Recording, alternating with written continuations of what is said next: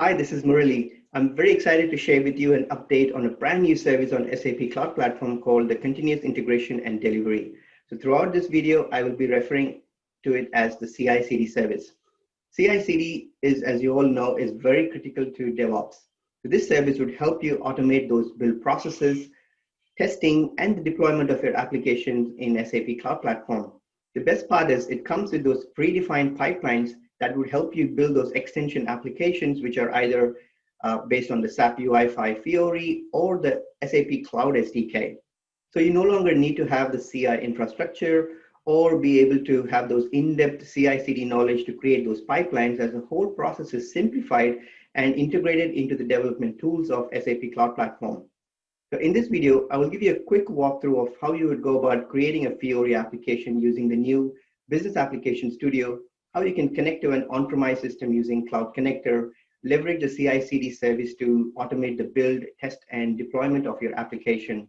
I will also show you how we can leverage some of the other DevOps tools that are on the platform, for example, the transport management service and the alert notification service, which can help you automate the deployment of your application across your landscape and also stay informed of all the changes. So for this demo, I've already pre-configured a couple of sub-accounts. So I've created a sub-account for dev, QA, and production. And within the dev sub-account, I have configured a couple of services that I would be using for this demo. So if I navigate to subscriptions, I'll be able to show you which of the services that I've already pre-configured for this demo. So I would be using the Business Application Studio. This is where you would go in and build your Fiori applications. I've also enabled continuous integration and delivery, which is a service that I would use to build as well as test and deploy this application into this dev sub account. And I've also used the transport management service, which is what I will use to transport these applications into the QA and prod sub accounts that I showed earlier.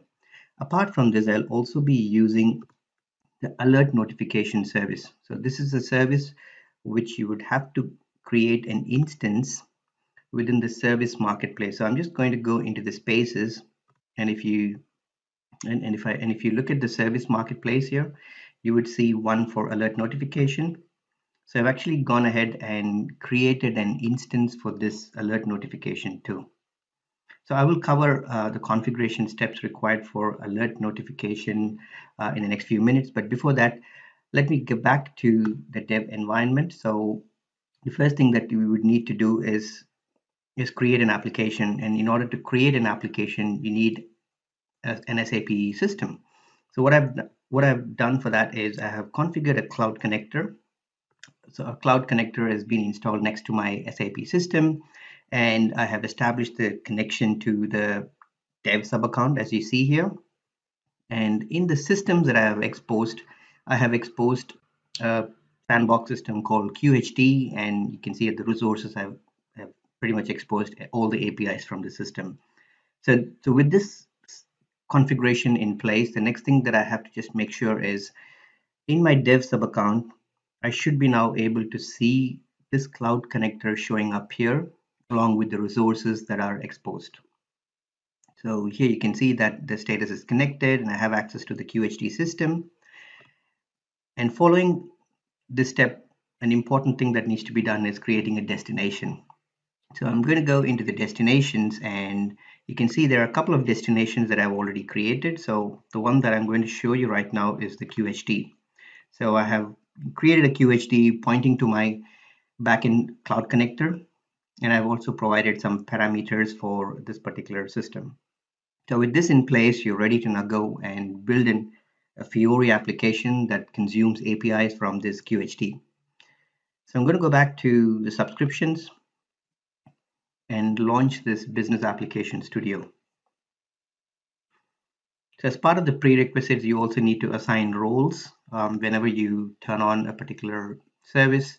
I've not covered those steps. I mean, they're all documented in the help documentation. So I would encourage you to go in and look at the steps that are required to assign the relevant roles when turning on each of these services.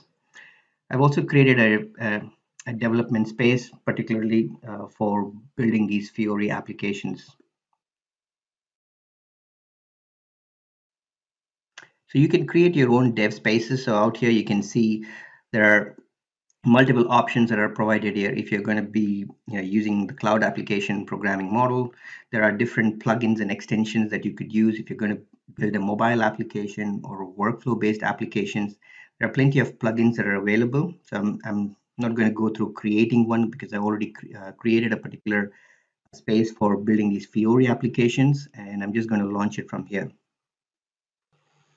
Now let's go ahead and create a new project. So from the welcome page, click on create project from template, and just this will guide you through a set of steps that you require to create a Fiori application. So let me expand this menu out here. So you can see there are different templates out here. I'm going to select the Fiori style project generator. And in the target environment, I'm going to select Cloud Foundry. And of the different templates, I'll just pick up SAP UI5 application. Let's give a name for this project, an employee app. And you have an option to define how you want to create this particular HTML application. Is it going to be using the standalone app router or managed by a cloud platform? So I will cover this second option as part of a separate blog, but for now, let's stick with the usual approach, which is creating it with the standalone app router. And let's give a name for our module. And just leave the defaults as it is. And if you want to also enable karma tests, you can actually enable this option here. So when you finish your application, you want to do some unit test, you could do that. And this also can be automated with the CI/CD process, which I'm going to show you. But for this demo, I'm just not going to turn on karma tests. And you can give a name for your view. I'm going to say personal data. And let's add a data source for this. In the list of systems, look for my SAP systems, and this should fetch all the destinations which you've already configured for an ABAP system. So I have ES5 and QHT. So QHT is the one that I'm going to look for. And in select a service, I'm going to search for CRM Bupa OData. This is a standard OData service that will give information about business partners and employees. And click next. With this, the visit has completed. I want to add this particular project to my workspace. And just to view your workspace, navigate to the Explorer. And from here, you would be able to see a particular project getting generated. So I have a couple of projects here. I'm going to minimize them. So this is the one that I have created. And you can see it has created a structure with all the relevant files and folders. Now for demonstration, I'm just going to go in and connect this particular view with the actual entity sets. So you can either use the XML editor or you can just use the layout editor. Let me show you both the options. In the layout editor, you can drag and drop your controls, just similar to Web IDE. So for demonstrations, I'm just going to bring in a list control that will display details of, say, employees. So first thing you need to do is bind this to an entity set. So let's bind the list to an employee collection. So it should be somewhere at the bottom. Yep. And you want to have different title and description. So let's go into the bind option here. Remove this and select employee ID. And let's bind the description to, say, a name. There should be an option to use full name here and bind this one. So with this, a very basic application with just one single view is ready. Now I could go in and save all the changes here and test this particular application straight away from here. So I'm going to add a new configuration for testing. So select the employee module that you want to test.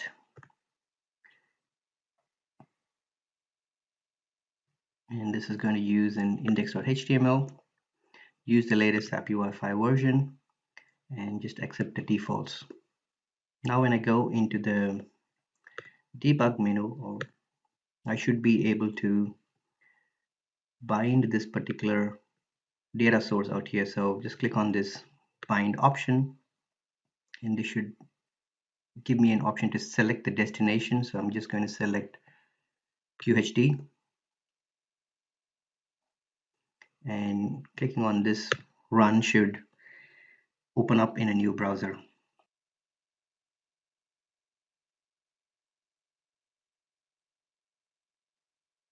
All right, let's open it in a new tab. So as you can see, the application is now connecting in real time to the backend SAP system, bringing up all the employee IDs along with their full names into this Fiori application. Okay, now that you have tested this particular application, we can go back to Application Studio, can stop this app from running. So the next task is to push the source code into a Git repository, which we can then use as part of the CI/CD service going forward. So let's switch back to the Explorer. I'm just going to close all the files and I'm going to open up the terminal window. So select the app that I'm working on.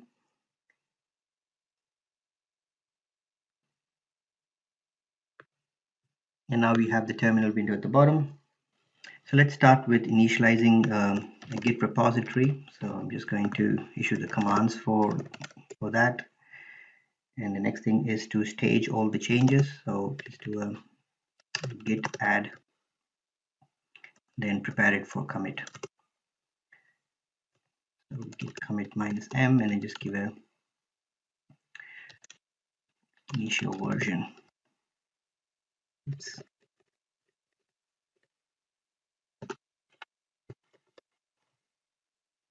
Now with this, we can switch to GitHub. So I'm already logged on to my GitHub account and I'm going to create a new repository. So let's give the name as employee app.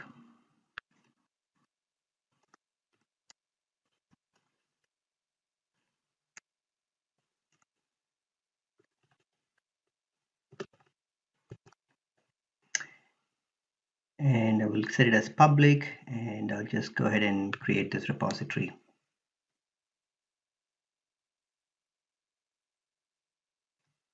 Now copy this line out here and let's paste this back into our application studio. So all this does is it creates a remote repository called origin, pointing to that repository that we just created. And then we can push all our changes into this particular origin. And all the changes from the master branch will go into this.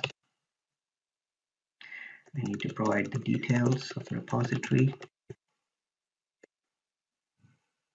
So once we've pushed all the code changes, we can now go back to GitHub. And if I refresh this repository, I should be able to see all the source code here with the initial version.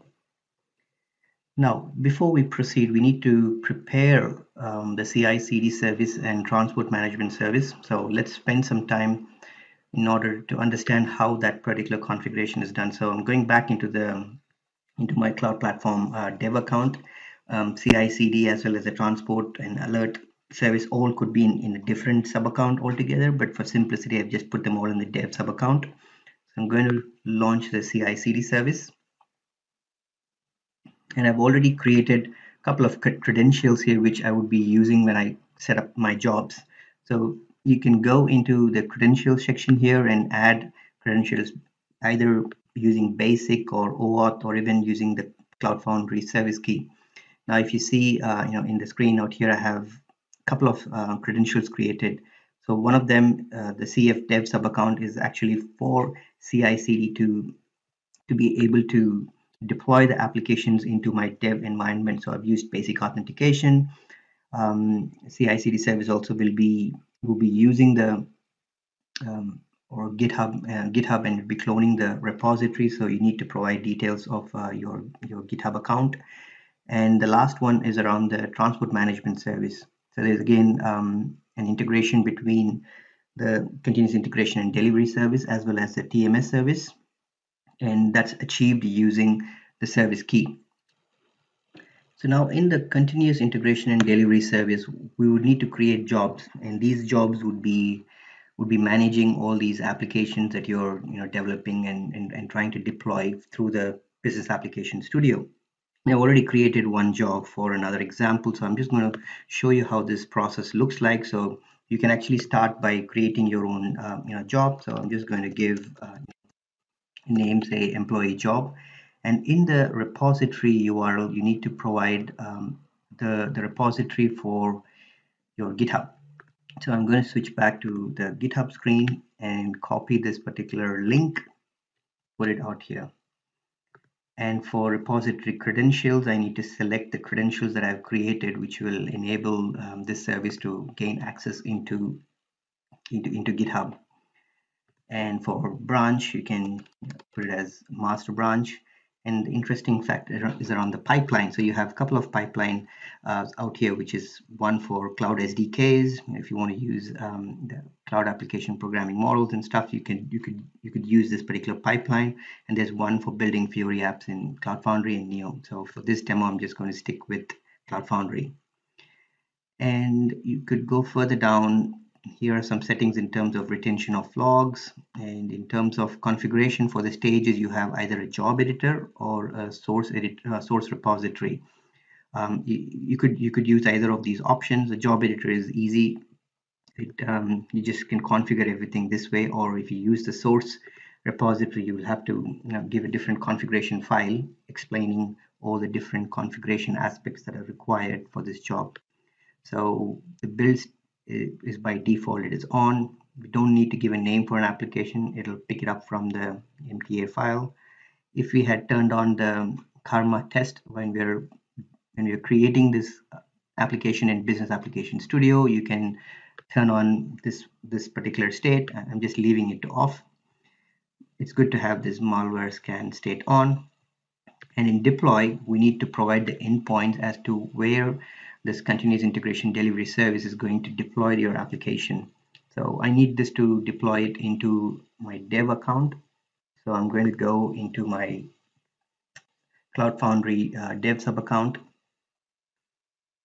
and copy the API endpoint from here. So go back to here with the screen. And I need to also provide the organization name and space. So let's go back here. So space is dev and organization name is TMST. And for credentials, you need to again provide the credentials that have been created to enable the service to log into the dev sub account and deploy this application. The last step is again an optional step. If you would want to upload this particular application into the import queue for the corresponding landscape, you can turn on the state and you can provide your details here. So I have already created the nodes, which I will explain to you in a minute. I've already created the different nodes and routes in transport management service. So I'm just providing the configuration. And for service key, I'm also again referring to the service key, which I've already created from the transport management service. So with this, I can then go ahead and click on create.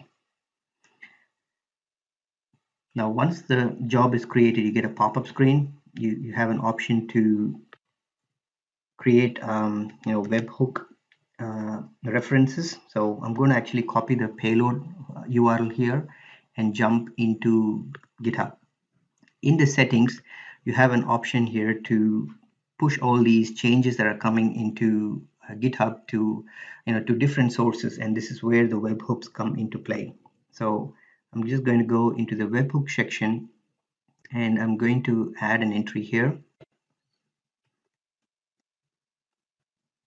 and in the payload URL paste everything that you copied from there. And for the secret, you can copy it from here, or if you want to do it later on, you can go back and right next to the repository you can get this pop up again and copy the secret from here. Just leave the settings as it is. You could also say you want to send everything, any changes you want to send this to the CI/CD service, and you can activate all your changes.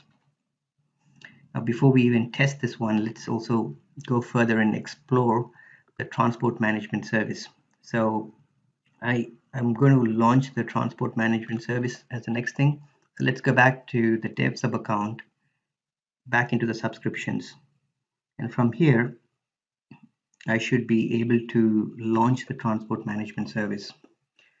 Now I've again pre-configured all these things as part of this demo. So if I go into the landscape visualization, this would give me an overview of what the whole setup is so far. So to keep things again very simple, I have created a couple of nodes here, transport nodes. So similar to what you've done in the past in in your on-prem world, with your SAP systems, you create your transport nodes and then your routes. It's pretty much the same concept. So I'm just going to edit one of these nodes to just show you what are the configurations out here. So in the QA node which I have set up, this is primarily to do with the QA environment. I've just enabled some of the options that says you can manually upload some files into this node as an administrator who is managing this transport management service, and you also can accept alerts from notifications. So this option will only come in if you have a destination configured in this sub account.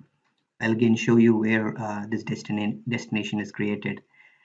And then you have options to select what is the content type that you want to allow for this and what is the destination. So this node needs to know to which sub account the application needs to be deployed. So this is where you'll be using a destination called TMSQA. And then in the deployment strategy, we're just leaving it as default. There's also an option for blue-green, but I'm not going to focus on that for now. Similarly, the prod node, it points to the prod sub account to make sure that it can deploy all these applications into that particular sub account. So if you go into transport routes, you'll be able to see there's one route that's created that connects the source system to the target system. And if you go individually, if you want to go individually into each node, you can see them here. So so this is where you can go in to see what's happening within this particular QA node. If you want to know what's in the queue, if you want to manually add something, or if you as an administrator you want to import some of your applications which are in the queue, you can do all those things from here. I'm going to go back to the spaces and just show you where I have created an instance for the transport management service. So if you recall, in the CI/CD service, when we're creating a job, we had an option to provide details for transport management service, and within that you have to provide the keys. So this is where this becomes very relevant, where you would need to go into the transport management service in the service marketplace and just create a service key. So I just created an instance, accepted the defaults. I didn't have to create any add any additional parameters. And in the service key, you would be able to just create a service key which gives you a list of details from the URI to client secret to client IDs. Just copy paste all these things into that particular service key that we were using as part of the job. So if I go back to my CI/CD service, and right at the bottom you see there is a service key. So when creating the service key in the credentials tab, you would just paste everything into that particular place. And the next one that I wanted to also show you is the alert notification. So let's go back to the dev space in the dev sub account, and I'm going to go into the alert notification. It's similar to the transport management service. I just created an instance for alert management service, accepted the defaults. There's not much of changes that you would have to do when you're creating an instance, just accept the defaults. But when you go into the instance, you have plenty of options on the left-hand side. So you definitely have to start with creating a service key. And the service key that you've created out here will be used when you set up destinations. So I will point you to the destinations after this one, but you need to know that you have to create a service key and use the details that are out here when you are creating your destination. And the key concepts with an alert notification service is you have subscriptions. You need to create a subscription, attach it to conditions, and also connect it with actions. So these are the three things that you would need when you are working with alert notification. So I've created a subscription called import queue. Let me just open this one. And the primary purpose of this subscription is to listen for any imports that are happening into the transport management service. So as an administrator, you probably want to know when an import job is being started, when it's being finished. So you can listen to these standard events and raise notifications. So for this subscription that I've created, I have connected it with a couple of conditions. So there are two conditions. One is it listens for an event type that says that transport import has started, and in particular, I want it to only work when the transport node is a QA node. I don't want this notification to come when it hits pre-prod or sandbox or production, as an example. So this is like an end condition, so it'll look for an event type on this particular node, and then it'll raise this notification. And then you also have to assign actions. So once this condition is is successful, it needs to know what it needs to do next. So in this case, I'm just configured it to an action called personal email. So you can actually go ahead and create all these things separately. And when you're creating the subscription, you can connect and add all these actions and conditions together. Let me just show you the conditions that I used in the subscription. So I've created two conditions. So one of the condition is to look for an event type, and the other condition is to actually look if a particular resource or a node called QA node is actually being involved in that process. So you can actually go in and create different conditions that you want out here. This could be based on either event type or based on a resource or a sub account, or even using tags. So you could use different conditions and see if a particular value is being obtained as part of the alerts. The next one is the actions.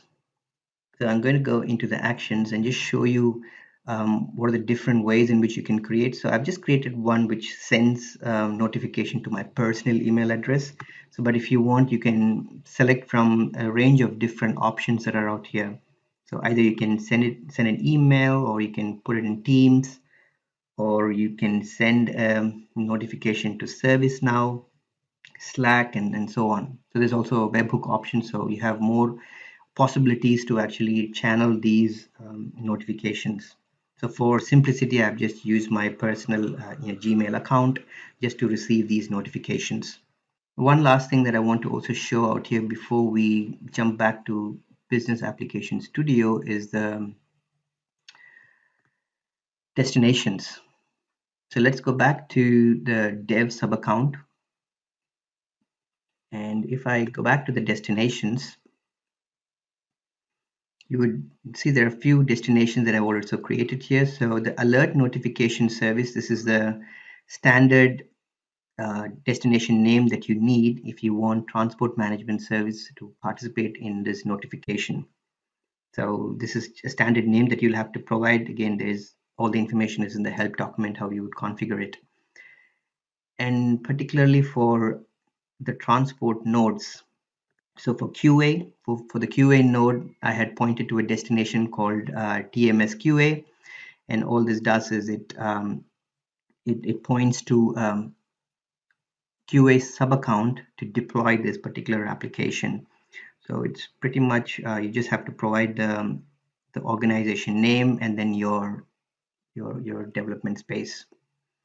So here, if I switch to prod, it's the same thing. You will see that there is organization name followed by the name of the space, and that's all we provide, and it be able to then deploy the application based on the credentials that you have set up in the destination. So with this, now let's jump back to Business Application Studio. And in the Business Application Studio, let's actually make some changes. So I'm going to go back to the view. And if you see, the title that we had initially, it was, there wasn't any value for the title. So I'm going to say, employee information. And I will change save the changes. So next thing we need to do is, so let me clear my screen. Let's stage the changes and commit it.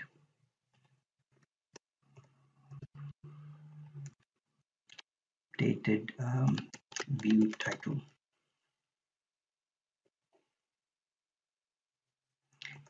And I'm going to push the changes.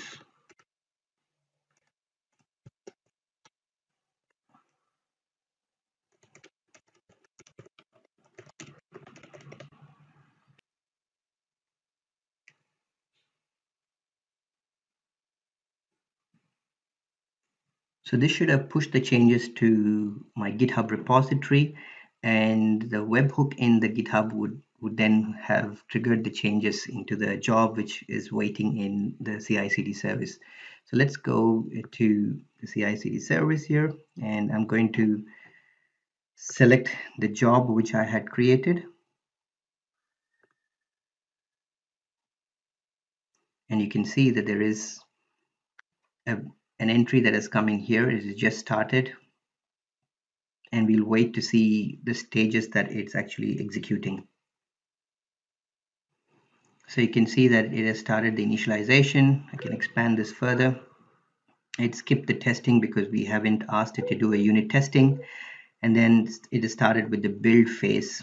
Now this is going to take a couple of minutes to build, and then it'll then move on to the deploy phase. Okay, so after a few minutes, all the different stages have been executed. So the project was being able to be successfully built. There was a malware scan that was done, and it was able to deploy this successfully into the dev sub account and also hand over the project to the transport management service. So all those things have been successful, and you see a green indication out here. Now let's go back to the dev sub account, and you'll be able to see that in the dev space you have the employee app which is being deployed successfully. So I'm just going to launch this particular application in a new browser, and I need to provide the module name, which is NSEMP module / index.html. So this should load the Fiori application, and it should in real time hit the backend SAP system and fetch all the employee information. So we get to see all of those things out here, which is good. The next thing that we need to do is go into the transport management service and particularly look at the QA node. So here you can see already that in the dashboard you have one import that's waiting in the QA node. So I'm going to go into the transport nodes and jump into the QA node, and here I should be able to see one that's waiting here. So as an administrator, I can manually import it, or I could even schedule it from this option here. So you can import it on a daily if you want to do it every hour, or you can define your frequency that you want out here and activate it. But for just purpose of this demonstration, I'm just going to say, import this particular selected option. So after a few minutes, you'll be able to see that the import has been successful. And if you recall that there was an alert notification that we've configured. So if I go onto my personal account, I'll be able to see that when the import had started, there would be an alert message that I would have received saying an import has started on a particular node. In this case, it's a QA node. And the service that is raised is a transport management service.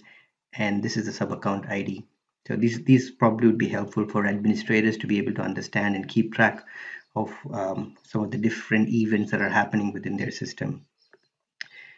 The next thing that we need to do is go into the QA sub account and see actually if this application has been deployed. So I'm in the QA sub account in the dev space, and you see that the employee app has been deployed into the sub account.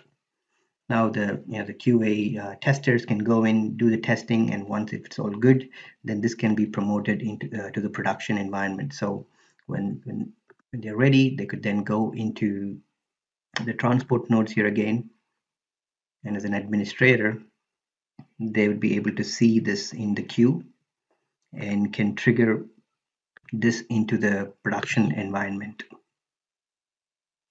So while this is running, let me just show you the email template that you can create in the alert notification service. So I'm going to go into the dev environment and navigate to the service instance for alert notification.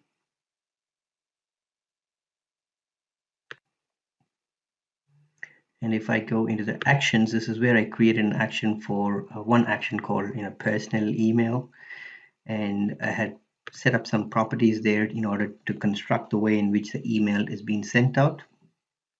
I mean, there are pretty cool ways in which you could do this because you can reference a lot of the standard properties here. There are placeholders that you could use. Say in this case, I've just used resource name and then the subject, and this is what shows up in the email. And then you can create your own HTML body out here in terms of how you want to structure the message. So I have actually again reference to the severity, the sub account, and also put some disclaimers at the bottom. So you could construct your own emails based on some of the standard variables that are available within the system. So now let's jump back to the transport management service and see that this has actually succeeded.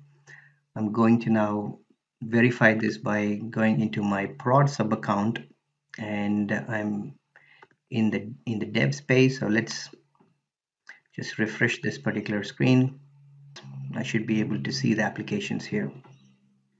With this, I hope you were able to understand how you could start by creating an application in Business Application Studio that connects to a backend SAP system, and then use the services like continuous integration and delivery to simplify the way in which you would do the unit test and deploy these applications, not only to dev but also to other environments in your landscape. You could have a 5-system landscape where you could have QA, pre-prod, and prod. And you can go ahead and use the transport management service to create all those transport routes and simplify this whole end-to-end process of building and deploying an app.